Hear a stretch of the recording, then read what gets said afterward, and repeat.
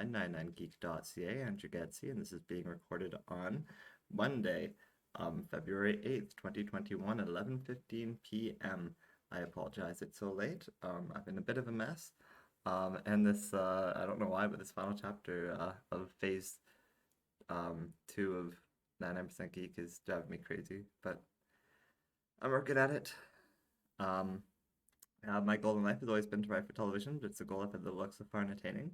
So instead, I've resorted to self-publishing novels and releasing them on Amazon, but writing the monthly chapters like episodes of TV shows that people can download at patreon.com/99geek.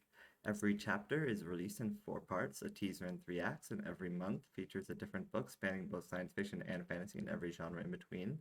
That's right, I wrote all the books featured on this podcast. I used to work nights at a local gas station to make ends meet until I was fired, and now I'm living on unemployment insurance. I live in what feels like poverty nightmare, praying to God I managed to make it as a writer before the night shift cognitively destroys me for good. Thankfully, I'm no longer on the night shift, but I'm still kind of having a hard time.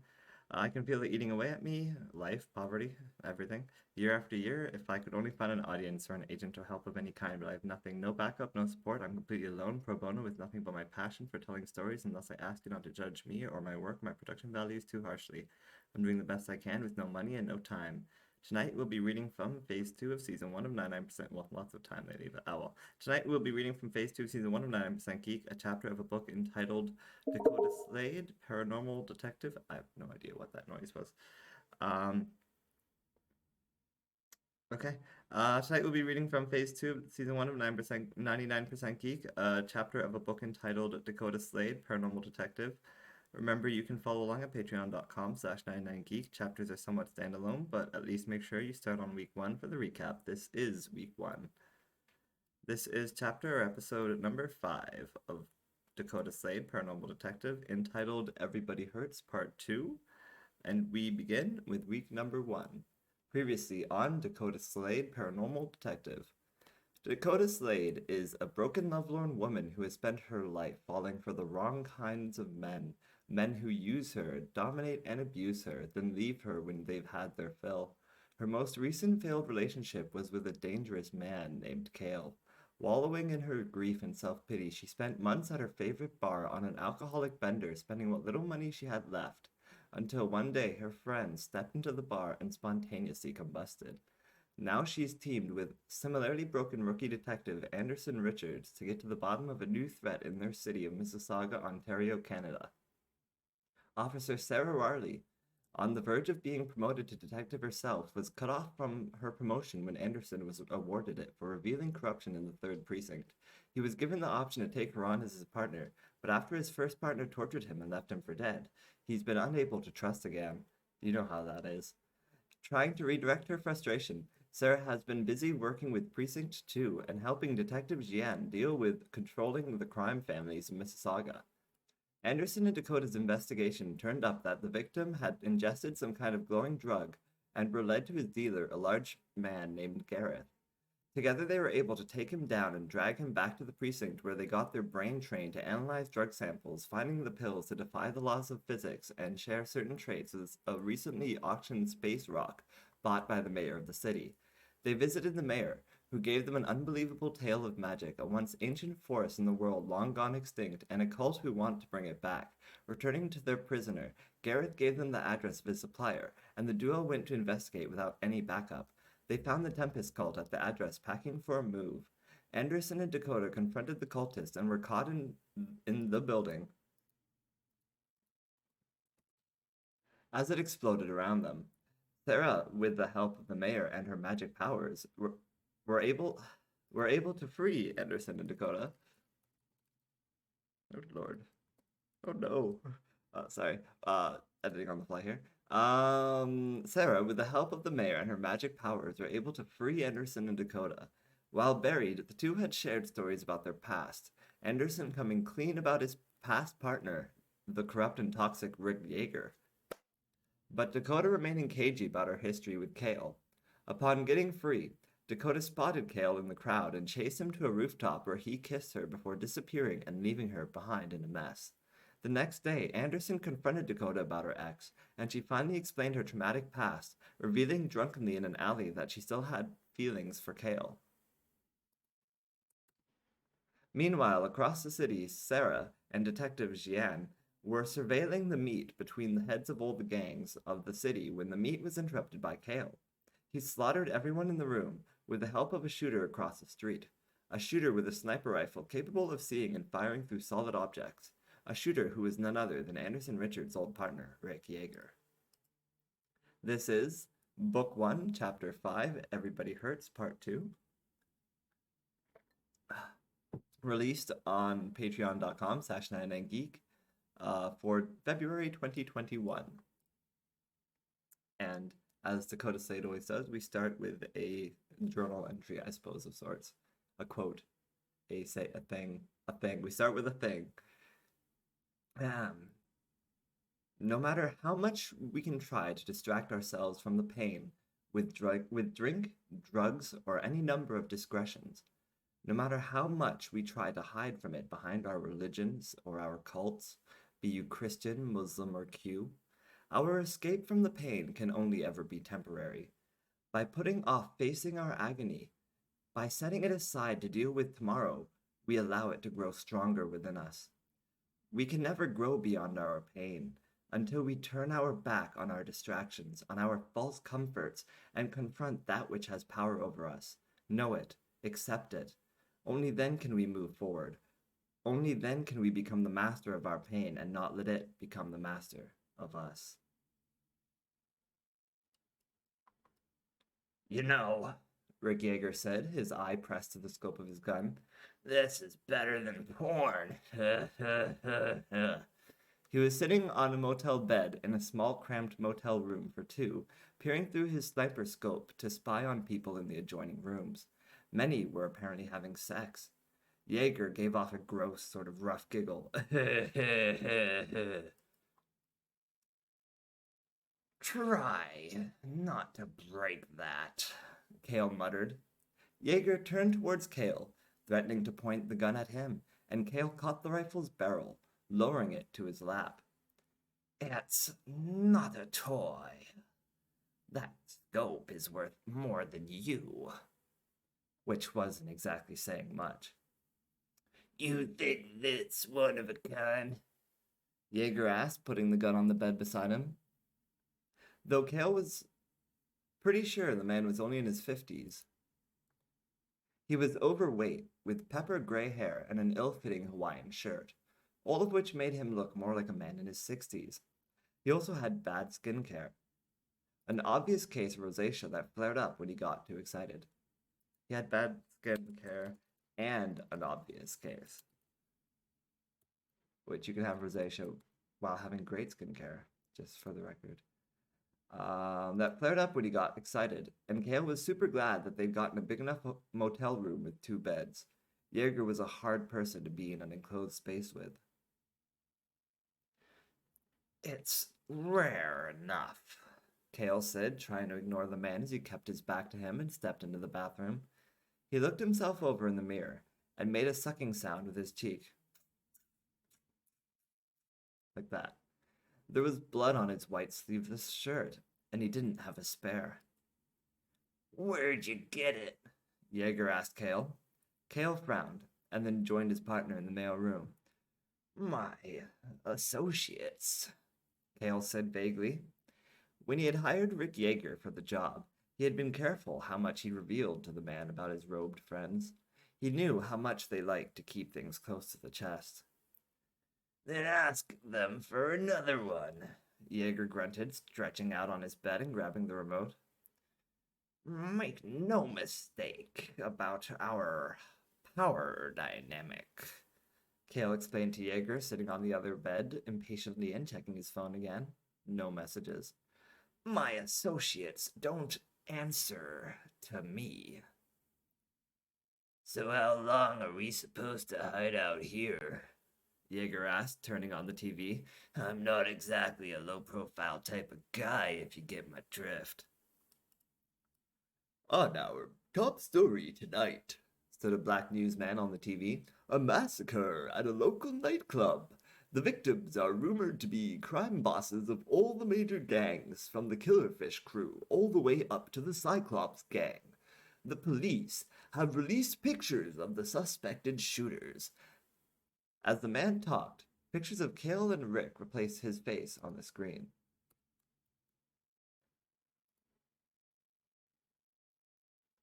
Oh, I see. What is trying to tell me to do? Oh, that's not right either. I don't know. As the man talked, pictures of Kale and Rick replaced his face on the screen. If you see these two, you are to contact authorities immediately. They are to be considered extremely dangerous. He continued with a wide, bright, white smile. Roadblocks have been set up in a wide radius, trapping them within the southern district of the city. So if you're not already stuck inside, you might want to avoid that part of Mississauga until things clear up. So, a low profile, huh? Rick Yeager asked, far more calmly this time. I can do that. I had hoped that wouldn't be too hard for you, Kale said with sarcasm. You gotta know they'll come find us, though, right? Rick asked, glancing over at Kale. We're within the radius. They're gonna find us here. He grabbed his gun. And then I'll have to kill every single one of them. He glanced over again at Kale. That what you want? Kale frowned. Relax, he said reassuringly. My associates can get us out of this mess. We're just waiting for them to call me back.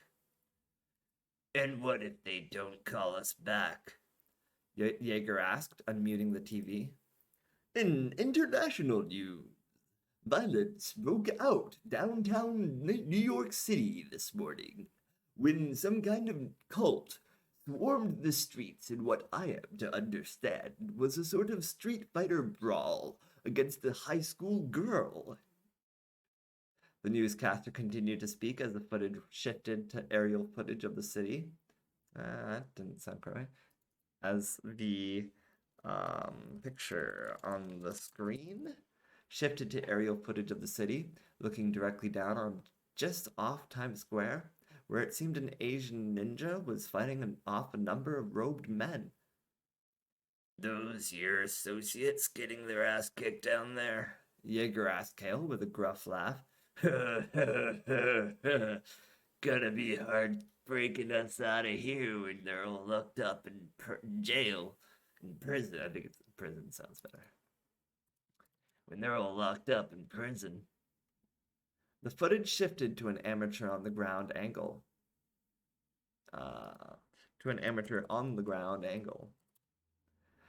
Some in the crowd recording the high school girl and her massive sword as she faced off against a large 3-story robotic exosuit.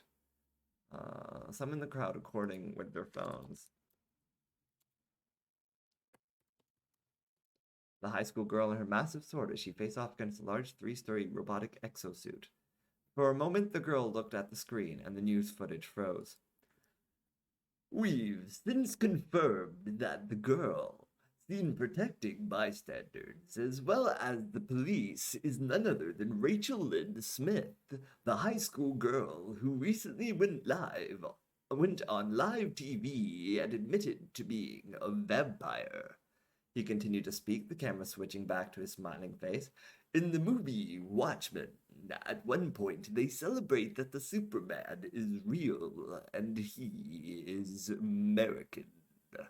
Well, people, it seems the Supergirl is real and she hails from Oakville, Ontario, Canada. So, do you have a plan B? Yeager asked, placing a hand on his gun. Or are we going with my plan B? I have someone else I can call, Kale muttered, thumbing his phone screen. My forces are in the process of taking control of all Killerfish territories, assets, and forces. Along with all the smaller gangs, they are building an army under my control, not my associates. If need be, that army can break through the roadblock like it's paper and spring us. The bloodshed would be, well, it would probably make the news all the way back down in New York City. You would kill that many cops? Jaeger asked, whistling to himself. You have a problem with that? Kale asked, back, not looking up at his roommate. Nah, Jaeger said, staring at him. Just thought you might. Yes, Kale said with a sigh, 'cause you don't know me at all. Like you know me, Jaeger said, grabbing a slice from the pizza they'd ordered. I wouldn't have hired you if I didn't, Kale told him as if it were obvious. Go ahead then, Jaeger grunted at Kale. Why don't you tell me all about me? For starters, Kale said without blinking, you're a narcissist. Jaeger looked about to punch him. Oh, it's not a bad thing, Kale added quickly. Stop it. I think somebody keeps inviting me to an Xbox party. Stop it. Where was I? Oh, it's not a bad thing, Kale added quickly. In fact, I'm a narcissist too. There's no point denying it. It's quite important to recognize the weaknesses in ourselves if we ever want to overcome them, wouldn't you say, Mr. Jaeger? Jaeger still looked like he wanted to punch his boss, but through gritted teeth he managed to utter, Go on. You've spent your whole life playing both sides, Kale continued with a smile on his face. Deconstructing people was one of his secret delights. Long before you were a cop, you would play your parents against each other, pretending to be a good guy, while playing for the other team. That was your specialty. You got away with it for so long, you began to think you were invincible. But while all that was going on, your social life was in shambles.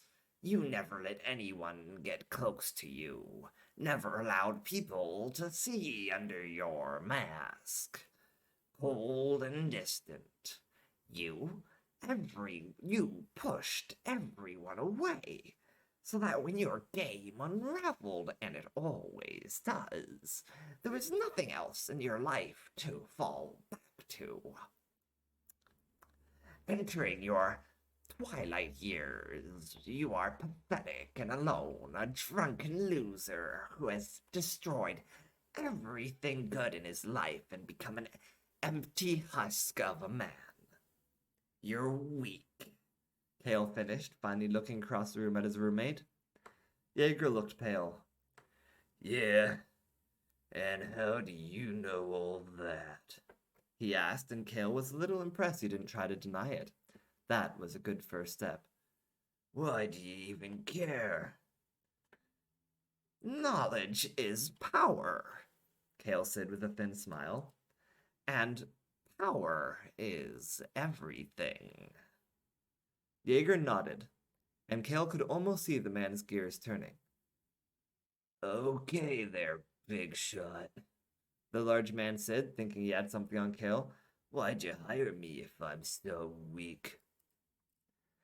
Because, Kale responded as if it were obvious, weak people like you are so easy to control. Rick Jaeger gave a grunt. And how do you control people like me? Kale looked from Rick to his gun laying beside him. Simple. You give them a taste of power. Kale could tell he'd gotten under Jaeger's skin, and the older man hit the volume control on the remote to turn up the TV. For our final story tonight, there has been a new name on everyone's lips on Wall Street, and that name is Nathan Spencer. The newscaster on the screen was replaced by the face of an older black gentleman, brother of a failed NASDAQ trader Corey Spencer. They showed his brother's face, a pale as can be white man. His brother was absent learning the art of business in Africa, and now he's come back to North America to really shake things up. The TV news person returned to the screen. He's been making some heavy moves, some huge moves, buying up companies left and right, investing in diverse portfolios, and making sweeping changes across our economy that everyone has been feeling. But what does it all mean? Well, apparently Nathan Spencer plans to reveal his intentions tomorrow evening in a press event atop the CN Tower. And we'll bring you all the coverage right here, so stay tuned. It'll be as if you were there. We'll even tell you what the shrimp tastes like. Only here on Channel 7 City News. I'm Don Weedle. Suddenly, the TV turned off. Hell, Yeager muttered. They were rerunning the A-Team movie after. He looked at Kale in defiance. Kale shrugged. It wasn't me, he said, looking around the room. The lights were still on, so it couldn't have been the power. Yeager tried repeatedly to turn the TV back on with the remote, but his attempts were in vain. Suddenly there was a noise, and the handle of their motel door turned on its own. Kale immediately had his Desert Eagle in hand, and Yeager grabbed his rifle, but the man didn't have time to look through the scope before the door opened and a robed man stepped in the doorway. Yeager aimed his rifle at the man. Who the fuck are you? He asked incredulously. Rick, lower your gun, Kale said, getting off the bed and stashing his pistol back on his belt. This is my associate, Davian. The robed man, with short jet black hair and baby blue eyes on a young-looking face, at least young-looking for a man in his 40s, raised an eyebrow at Yeager, but didn't directly address him. We're ready for you, he said to Kale instead. I had to go with the voice, okay? I'm sorry. It's about time, Rick said, getting off his bed and slinging his rifle on his shoulder as he grabbed his bag. We've been waiting for you guys to call him back. Do you know the kind of danger we're in? Mr. Yeager only knows what he needs to know, Kale assured Davian's judgmental glare. At the man's continued glare, Kale added in his defense, It was a two-man job. Indeed, Davian said, waving for them to follow him. I apologize for the delay. Our primary operation has hit a temporary snag. I don't know where I'm going with that. Might be a little Rocky Horror Picture Show there. It's astounding. Time is fleeting. Madness takes its toll. Where was I? I apologize for the delay. Our primary operation has hit a temporary snag. It's fine, Rick Yeager grunted, not knowing when he should keep his mouth shut. We only had the entire police force out scouring the city for us. Do you have a plan for getting past the roadblocks? They followed him through the door, but they weren't standing in the motel parking lot like Yeager. But they weren't then standing in the motel parking lot like Yeager had expected. Instead, they were standing in a dark meeting room with a long wooden table and a number of comfortable-looking leather chairs. There were windows, but all the blinds were down, and in the darkness... I'm good. There were windows, but all the blinds were down, and in the darkness they could barely make out the two large robed women sitting in wait behind the table. Yeager was confused out of his mind. Kale just smiled knowingly. We in some kind of truck? Jaeger asked, turning around to go back through the door, but Damien closed it behind him. Actually, we're in an office building across the city on the 23rd floor. Davian explained, crossing the room and hitting a switch on the wall. The blinds began to rise, and the view they got of the city glowing at night was breathtaking, or would have been if Kale felt such emotions. Jaeger, however, dropped his bag and approached the window with speechless abandon. How did... he started to say, looking back at Davian in shock. This is impossible. Everything is possible for the Tempest cult, Davian told Jaeger, sitting down beside the largest woman at the table. I'm just laughing at how appropriate the voice is. She was in a complicated neck and back brace, fitted uncomfortably over her robes.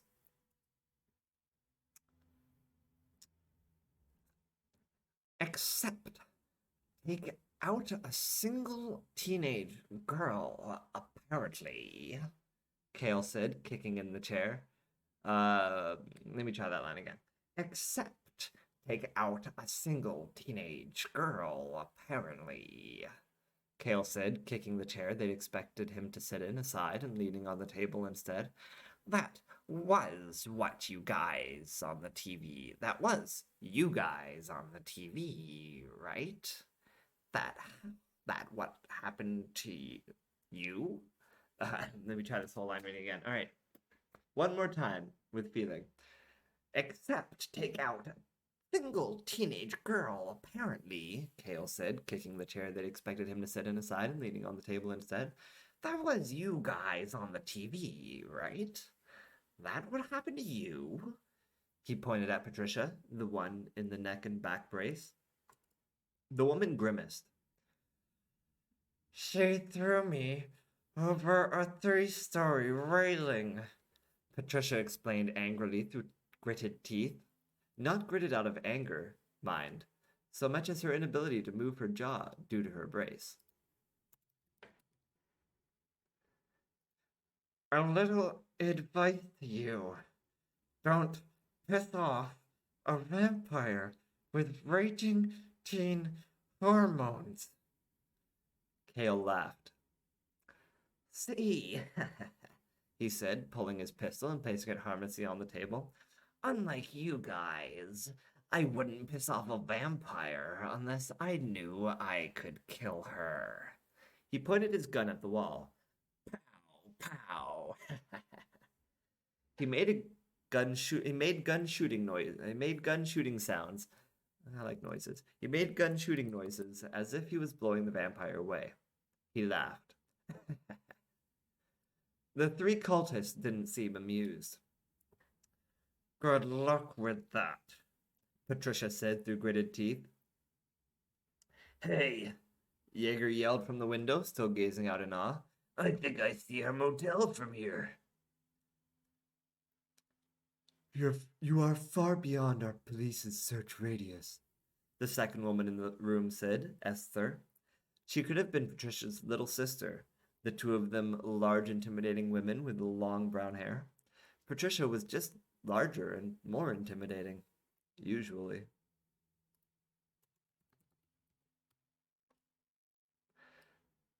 So, Kale said, finally grabbing the other chair on his side of the table and rolling it across the room to Jaeger. Dutifully, the older man sat where he was by the window, but still occasionally glancing out.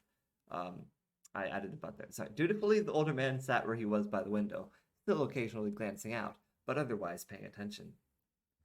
Where is the fearless leader? Behind bars? Not exactly, Patricia said through gritted teeth. Our assets are currently frozen, but we're in the process of expending our resources beyond anything you could imagine. What does that mean? It means it's none of your concern,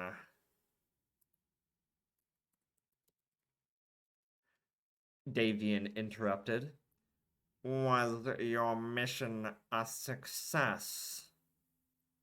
Oh, yes, Kale said, spotting where he'd kicked his chair to and sitting in it. He placed his feet up on the table. every gang leader in Mississauga is now just fertilizer for the daisies. And with the power vacuum we've created, Kale explained to his three associates, my men have already begun taking over just about every gang territory in the city without any resistance. Their facilities are now our facilities. Their thugs are now our thugs. With everything we've taken, I predict we could hit a good 50% of your target distribution. That's not enough, Patricia insisted angrily, banging her hand on the table and wincing in agony. To infuse the number of people Dalish wants, Davian took over, touching Patricia's hand in support. We need 100%. You say you've taken almost every gang's territory. What of the Blades and the Cyclops gang? Yes, well, I thought I'd leave them for last, Kale told the cultists. 'Cause they got families, Jaeger chimed in from the corner. Kale was impressed at how much the man was keeping up. It's true, Kale said. We won't see the same scramble for leadership with those gangs. The Cyclops gang will look to the son Gavin Sharp. He's not too ambitious or bright. He was running security at the door tonight, and I got past him without any trouble. Kale grabbed a pen from the table and started fidgeting with it. Without his father or sister, he should be grieving, compromised, and easy to manipulate. And the Blades? Esther asked on Patricia's other side. They'll be even easier, Kale boasted with self-satisfaction. Westpaul had a wife and two teensy-weensy little kids. His smile grew on his face, and it was infectious, spreading to everyone in the room. Scene change. Oh yeah, that doesn't pick up my snaps. Scene change. Scene change. Alright, well, this was a shit show. That was a terrible voice. Well, this was a shit... Nope, still a bad voice. Well, this was a shit show, Detective Jean muttered, taking a drag from her cigarette. She and Claire were sitting on an ambulance outside the nightclub watching the police scurry around to cordon off the crime scene and figure out what the hell had happened. It wasn't made any easier with the rain pouring down. Do you mind? The paramedic sewing up Jean's leg complained as her cigarette smoke blew in the woman's face. Just deal with her while I finish, Jean insisted, not wanting to put it out. Claire shook her head, holding gauze to her shoulder. I'm fine, she insisted. Bitch, I shot you, Jean argued back. Claire didn't say any more as the paramedic took a look at her. Well, the medic said, the bullet went right through, from what I can tell. It was true. Jean had shot her to get the guy behind her, and it had worked. I don't think it hit anything, but the hospital will know for sure. We can take you as soon as we finish up here. Oh, that's fine, Claire told the woman. I feel fine. The medic smiled knowingly at the blonde-haired, perky Claire and raised an IV bag.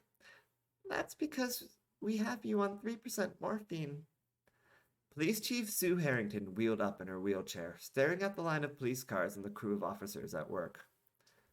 Well, this is a shit show, the chief said, not 6 feet from where Jean sat. That's what I said. I don't know why I can't give her a good voice. That's what I said. That's what I said. I'm sorry, okay? I've got so many voices, not many of them are female. Jen called to her, and she turned to see the two for the first time. Why wasn't I informed of this operation? Chief Harrington inquired of the detective angrily. I ran this by my chief, Jen told Harrington. I'm sorry I'm sorry I included your people, but I don't answer to you, ma'am. Don't ma'am me, Sue snapped back. That's Chief Harrington, detective. And I should have been apprised of the situation as soon as my people were involved. Detective Jen rolled her eyes and finished her cigarette. The responsibility of which lied on your people, Jen reminded the chief. Oh, thanks for throwing us under the bus, Claire muttered with a sheepish grin.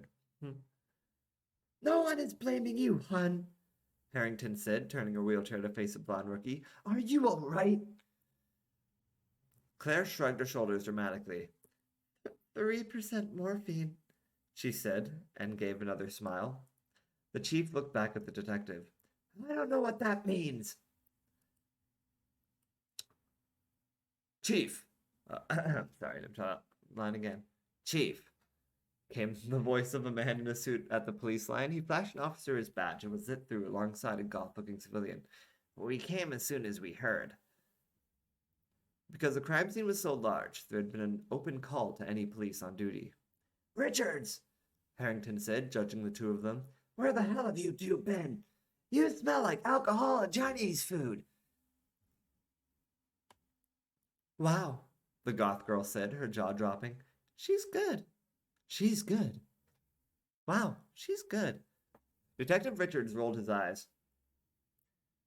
It's mostly her, ma'am. The alcohol, I mean. I partook in the Chinese food. It was delicious. At a look from the chief, he quickly changed the subject. So, what the hell happened here? I'm still trying to figure that out myself, the chief said, looking at Detective G unexpectedly. The detective winced as the medic returned to stitching her leg. Now that her cigarette was done, Jen was about to ignore the pain and catch everyone up when Sarah Warley joined them from around the corner. So many voices that I can't do. Sarah Warley, here we go. I'm really glad that your friend came back, Officer Warley said into her phone. No, seriously, that wasn't sarcasm. Look, I have to go. Goodbye. She hung up on who she was talking to and nodded to everyone else. Sorry about that. I was asking my contact if they'd ever heard of a sniper rifle capable of shooting through a building. What? The chief asked from her wheelchair. The answer was no, Sarah confirmed for everyone. But apparently the mayor has a pair of glasses with lenses that can see through solid objects. So magical seeing glass is a big maybe. Detective Jian shook her head. Even with a special scope, it would still take a hell of a gun to fire through multiple walls. Even with a special scope, it would still take a hell of a gun to fire through multiple walls, Detective Jen said, shaking her head. Water break. This has been a really hard chapter, okay? It was a hard chapter to write. It's clearly a very hard chapter to read in different voices for everyone, too.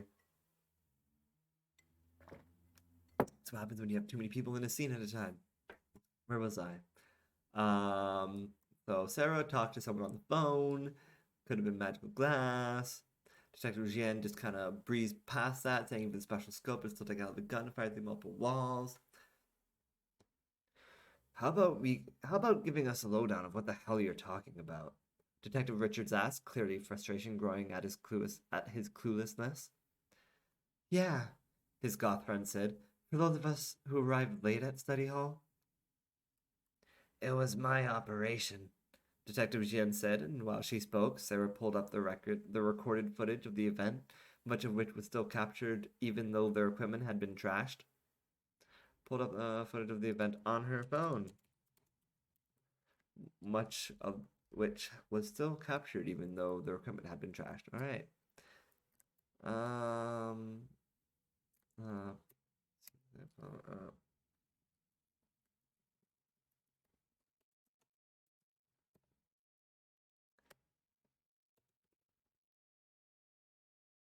Maybe that'll work better. While she spoke, Sarah pulled up a copy of the recorded footage of the event on her phone, much of which was still captured even though the equipment had been trashed. Good enough. Simple surveillance. The gangs had organized a meet, and I wanted to see what they were meeting about. On Sarah's phone, they saw about a dozen people sit down at a table.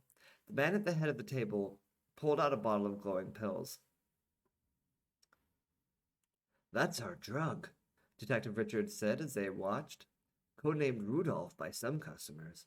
Dakotah and I have been investigating the source, a group known as a Tempest cult.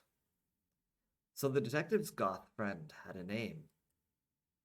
Sorry, if his voice is not too different from my narration voice. Apparently it's the talk of the town, Detective Jin muttered, wincing as the medic finished with her stitches. I don't know why she's Marge's sisters from The Simpsons, but she is. Thanks, she told the medic before continuing. They probably could have dropped some useful information for your case, detective, if the next thing hadn't happened. An unidentified individual entered the room. We believe he's the ringleader behind everything that happened from there. Now that I know the voice I was trying to do, I can do it so much better. Dakotah reacted with shock as the unidentified ringleader entered the room, tearing the phone from Sarah's hand. It was... I read that wrong. Dakotah reacted with shock as the unidentified ringleader entered the room, comma, tearing the phone from Sarah's hand. It's Dakotah tearing the phone from Sarah's hand, not the person in the video. That would be insane. Where was I? It was impressive she could see through her glasses, wet as they were from the rain. She seemed to be wearing Richard's jacket, but even with the jacket, they were both soaked through. Do you know who that is? Sarah asked Dakotah. The pale, dark-haired girl, trembling from the rain, seemed to get even paler. She had a garish scar on her cheek, but even with the scar, Jian had to admit she was pretty. Dakotah frowned. He's my ex, she said with a look at Detective Richards. He made a double take at the screen. That's Kale? Richards said in surprise. Wrestle a bear with his bare hands, Kale? You'll have to tell me that story, Claire muttered from the edge of the ambulance. She seemed to be staring at Kale's visage on Sarah's phone, with a dreamy look in her eyes and a wide smile. Does he have a last name? Jian asked Dakotah. We've run facial recognition, but found nothing. I wouldn't expect you to, Dakotah told the female detective. He'll have wiped himself from any and every database. To him, knowledge is the ultimate power. He would see any such profiles in your database as power over him. Sarah gave a laugh and crossed his arms. Any person can't just delete... Let me try that line again. A person can't just delete themselves from our database. Well, he did, Dakotah told her, more than once, and he didn't let anyone know his last name ever. Knowledge is power, Richards repeated. But I know it, Dakotah said. It's Dolchevich. No wonder he just goes by Kale, Claire said, giving off a girly giggle as everyone stared at her. She's on 3% morphine, Jian explained for her. Lucky, Dakotah muttered with a look at Claire. You want some? Claire offered, about to pull out her IV. Absolutely, Dakotah responded excitedly, pulling back her jacket to offer her bare arm. No, Detective Richard said with annoyance, grabbing Dakotah's arm and pulling it away from Claire. Check out this next part, Jen said, pointing to Sarah's phone and Dakotah's other hand. As they all watched, people around the table started dropping dead. Shit, Richard said as the first one dropped. What was that? Chief Harrington asked, straining from her chair to see. It happened again. A sniper, Sarah filled them in, from across the street, the very building we were standing in. I don't see any windows, Chief Harrington said, but Jen could see Sarah's earlier statement was coming back to Richards. Specialized rifles? He asked Sarah. Water break. Do. Whenever you find yourself thirsty, don't grab alcohol. Don't grab that beer. Don't grab pop. Don't even grab juice. It's got too much sugar. Grab some delicious water. Anyway, back to the show. Water break. Do. Water break. All right. A specialized rifle? He asked Sarah. Specialized rifle? Magical lens is currently our best theory, Sarah told him. That doesn't explain how it penetrates multiple solid walls, the chief argued, pointing at the screen. We've sent bullets in to be analyzed by the brain train, Sarah told the chief. Michaela wasn't too happy about being called in on the weekend, especially after the Friday we had. Well, looks like we're gonna have quite the Saturday too, the chief said. You should know that, Jen informed the chief. The bullets went through more than just walls. What does that mean? Dakotah asked when no one else would. Jen didn't get a chance to elaborate, as they were interrupted by the officer she'd put in charge of controlling the perimeter. There's so many characters in the scene, I'm telling you. These two scenes were so hard to write. The perimeter is secure, Junior Officer Stacy said with a salute. We've got the spectators pushed back, and the press pushed back even further. No one is getting through. You put Stacy in charge of the perimeter? Harrington asked. She looked at Sarah. You should have known better. I was on the phone, Sarah told her boss with a shrug. I didn't, though, Chief, ma'am, Stacy insisted. No need to fuss. I'd be capable of more responsibilities if you gave me more chances. He swallowed deeply. And the guys inside said that they finally have a tally on the number dead. 16. 12 in the room, and 4 on, well, the officer gulped. The dance floor. The dance floor? Dakotah repeated. You're telling me the sniper shot through people? I got a positive ID on the shooter, too, Sarah told them. They all waited for her to say, but instead she gave a worried look to Richards. I'm sorry. What? Detective Richards asked. Who was it? Answer the man, the chief insisted.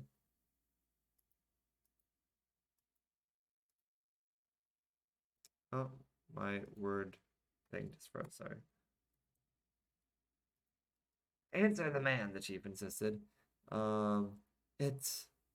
Sarah bit her lip. It was your ex-partner. Detective Richards didn't seem to immediately clue in, his face turning to confusion. First.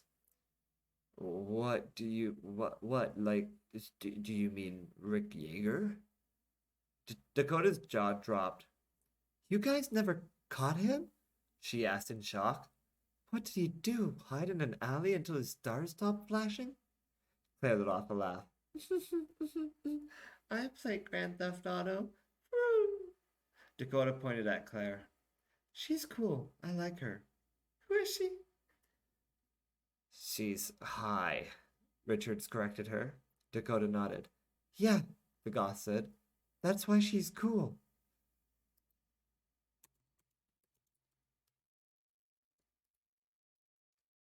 We didn't want to tell you that your ex was still out there. That's not it. That your ex-partner was still out there. That almost made it seem like she was talking to Dakotah. Alright. We didn't want to tell you that your ex-partner was still out there, the chief told him. It's not your case, making it not your problem. Only now it is his problem, Dakotah pointed out, and his case.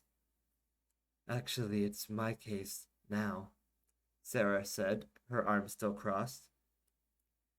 It can't be your case, Dakotah argued with her. You're not a detective. For your information, Sarah said, looking like she was about to punch the goth. Officers can so be assigned cases. We don't just all spend our time stumbling around on the streets on patrol. And you're both wrong, Detective Jian said, putting another smoke in her mouth. It's my case and my district. Ooh, can I have... Ooh, Dakotah said, reaching out her hand. Can I have one of those too? Jian offered Dakotah the pack, and she took 3, pocketing 2 of them. Jian gave her an annoyed look, but pocketed her pack and lit her cigarette.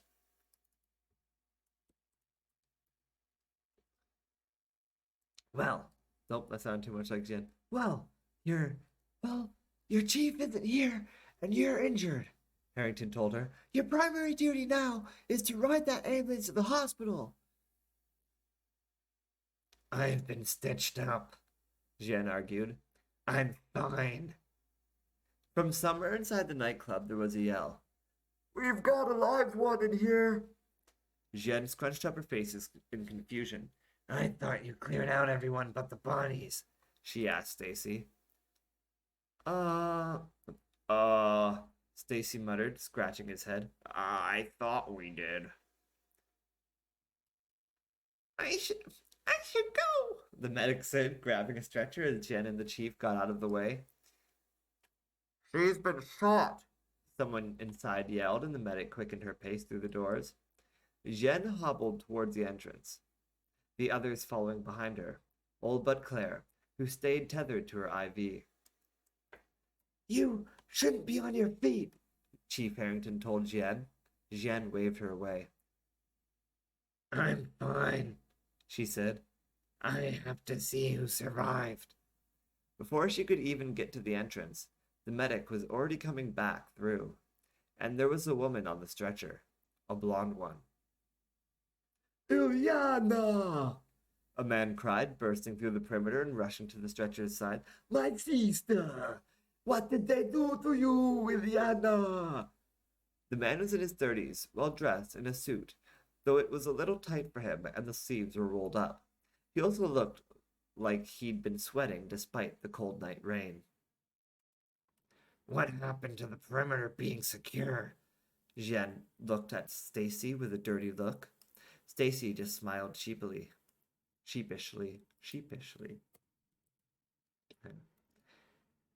That was my bad. Ilyana! The man cried over the woman as the medic tried to get the stretcher back to her ambulance. It looked like the woman had taken a shot to her shoulder, a similar wound to Claire's. Ilyana Sharp? Jean asked, following the stretcher. It seemed the young blonde lady, maybe 26 years old, was drifting in and out of consciousness. Is this Ilyana Sharp? She asked the brother instead. Are you Gavin, his son? Without the overhang the medic had set up over the back of the ambulance, Detective Jean and the others were getting soaked by the rain. Please, the medic pushed Jean away. This woman needs immediate medical attention. She looked at the brother. You can ride in the ambulance with me and the blonde officer if you wish. She looked at Jean. If you want to ask any more questions, you can do so at the hospital. With that, she loaded the woman into the ambulance and began strapping her down. Gavin Sharp getting in with Claire and closing the door. Jean looked at the chief. If he wants her dead, Dakotah spoke first, he's not going to like that she's still alive. He's going to want to finish the job. Chief Harrington pointed at Sarah, Richards, and Dakotah. You 3 are now in charge of this case, she said with authority. I want you to follow the ambulance to the hospital. If you hear the sirens on my end, but you probably don't because it's a very good filter. Anyway. I want you to follow the ambulance to the hospital and provide protection in the case. Sorry. Let me try that line again. I want you to follow the ambulance to the hospital and provide protection in case this Cade or Jaeger return to finish the job. Once the subject is awake, interview her and figure out what you can. I'll send a relief unit in the morning, which will give you the freedom to pursue any leads from there. Chief, Detective Jen growled. She'd put too much work into this operation to let it go now. Harrington sighed. Run the case with them, as long as you don't slow them down, she relented at last. But it's Sarah's case. She says the word to either of you, she looked from Jen to Dakotah, and you're off. Nothing else to it. She gave them one last look as she started her wheelchair towards her car, spinning it around to face them one last time. Protect the girl. If we lose the brother and sister, we'll be left with the nothing we had 5 minutes ago. And that is the end of week 1. A longer than normal teaser. Usually the teasers are shorter than the average episode. This one ended up being 13 and a half pages long. So yeah, that was a lot. It also took me longer than normal to finish. I probably should have ended the teaser after the first scene, in hindsight. But I didn't do that, so oh well. And now we're here, and it's Tuesday, I guess now. Life is life. And yeah, sorry again that it's behind. I had a rough weekend. Got a bit of a roller coaster. I'm still sort of kind of dealing with writer's block and this and that. I kind of thought this would be easier. I think part of the problem that this scene was also these scenes were also hard were because there were so many characters in them. It was hard keeping all those voices balanced, and that took me added to my frustration and my writer's block and me banging my head against the wall and all of that. So I apologize. I hope the episode was still alright. It's probably easier to read than to listen to me read. Hopefully it's still entertaining. And hopefully I can do better from there. I apologize again. Really rough weekend. I've been a bit depressed. Turns out the most famous person that followed me unfollowed me on the weekend. And it's been kind of getting at me. Don Cheadle, by the way. Hence why, if in case you wondered why there was a new news reporter named Don Weedle. Yeah, he unfollowed me after following me for I think around over 2 years. It was before Infinity War, I think. Yeah, because I remember he DM'd me, and after he like a while after he followed me, he DM'd me about making sure I didn't spoil Infinity War. So yeah, and he's followed me for years, and it's always been like I've always been really proud of that. That I had a follow from Don Cheadle, you know. It made me feel kind of like I had like I was legit, like maybe I had a chance that if I could be accepted by him, I could be accepted by Hollywood as a whole, maybe, and I could be the famous writer I want to be, and be the Hollywood personality I want to be. That I'm obviously never going to be because I'm lame and suck and all of that. So that sucks, and I've been kind of spiraling into depression. But on the bright side, hopefully I can channel that emo depression towards making this the best final chapter of Dakotah Slade as I can, since she's all emo and depressed. She didn't have much to do in this opening week, but I know she'll have a lot to do by the end. So yeah, I think I've got the whole chapter planned out. I'm gonna just keep on writing from here, try to get it done, and I'll keep releasing the weeks when they normally release. Yeah, so hold on to that. I don't know about the Geekly Weekly this week, just because I'm working so hard on this writing, and it's been really hard, and I'm behind on everything else, and still it took me forever. It's weird how I'm putting more work into it, and it took me longer, and I'm losing my mind, honestly. My life is such a mess right now, and the last thing I expected was to lose the one follower on Twitter that made me feel like that it would all be leading somewhere, that there was a light at the end of the tunnel. Now it feels like the light's gone and I'm fucked. So I feel really shitty and depressed, but hopefully you feel better than me. My name is Andrew Geczy. My brand is 99% Geek, found at 99geek.ca. I'm a writer writing monthly chapters of novels like episodes of TV shows, releasing them in 4 weekly parts, a teaser and 3 acts on Sundays on my Patreon page at patreon.com/99geek. At the end of the month, the finished chapter is added to the PDF stash at the bottom of every post. Finally, the finished book is self-published on Amazon. There's urban fantasy tales about a teenage girl turned into a vampire against her will, or a scorned lover investigating paranormal phenomena. By the way, thank you whoever followed me on Twitter. That was very kind. or a journalist covering news and politics in the Middle East. There's a sci-fi story about people on a dying world trying to build a ship to a new one. There's a fantasy story about a fallen angel trying to stop the end of the world. And there's more coming. And it's all attached at the bottom of every post on the site in convenient PDF format, readable on computers, tablets, ebook readers, and phones. I also have a Geekly Weekly blog and host video game playthroughs, matchmaking streams on Twitch, and eventually post them on my YouTube and Patreon pages. So stay tuned, and maybe subscribe. It's only $1, and the support you show will go a very long way, I promise. There are also higher tiers. Give $5 one month and you can name a character or location or suggest a thing you might want to see. Basically, you get to give a noun, and then I promise to incorporate that noun into one of my stories somehow. Maybe not the same month you give the suggestion, but within one cycle of books guaranteed. No matter how crazy, you can't sabotage me. I promise. You can keep giving nouns for every month you pay at the $5 tier. Or if you give $10, you don't get 2 nouns, but you can give a description. Describe the personality of your character, or the look of your location, or the importance of your item. For $10, you get a noun and a description. You can also give $1 towards supporting my efforts at video game streaming or my weekly blog. If you don't want to subscribe on Patreon, you can also give at paypal.me/99geek, and for a limited time, the same rules about suggesting a noun apply there. You can write it below your very contribution. I'm as poor as it gets, living paycheck to paycheck and sometimes starving. So I understand if you are too. I don't want to take food out of your mouth, so your attention is enough. Say something, comment here, at the very least follow me on Twitter at Andrew Geczy, that's ANDREWGECZY, or Instagram at WingcommanderIV, that's WingcommanderIV.